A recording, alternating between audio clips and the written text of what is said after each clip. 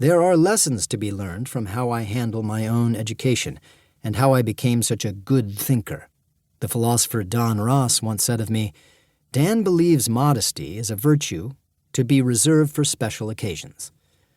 I wouldn't be writing this book if I didn't think I had something I could usefully impart to readers. The secrets of my success, my good tricks and policies, my ways of dealing with people and problems. There are many philosophers who are more clever, much better scholars, quicker in argument, vastly better at the technical moves philosophers make than I am. They will tell you so, and I will agree with them. But as Gilbert Ryle, my thesis advisor at Oxford, told a colleague of mine over a few beers in Salzburg back in the 60s, there are much cleverer chaps than Dennett, but he has a fire in his belly. I've gratefully leaned on that crutch now for more than half a century. As you can see, I'm not modest, but I am not overconfident either, like some thinkers I know.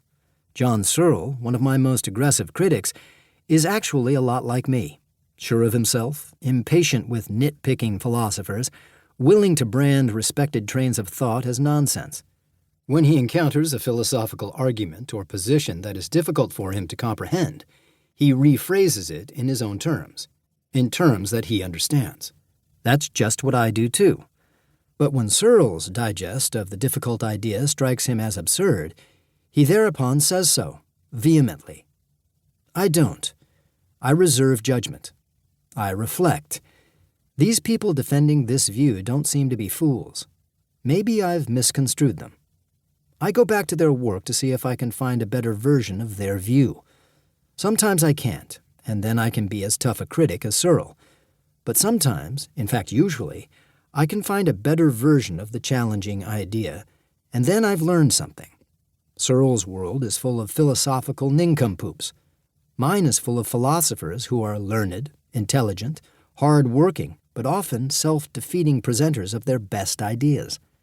Why would anybody want to be a philosopher if philosophers in general were as stupid as Searle seems to think? Sir Karl Popper is another philosopher whose low opinion of those who disagreed with him has made me wonder how he could stand being a philosopher.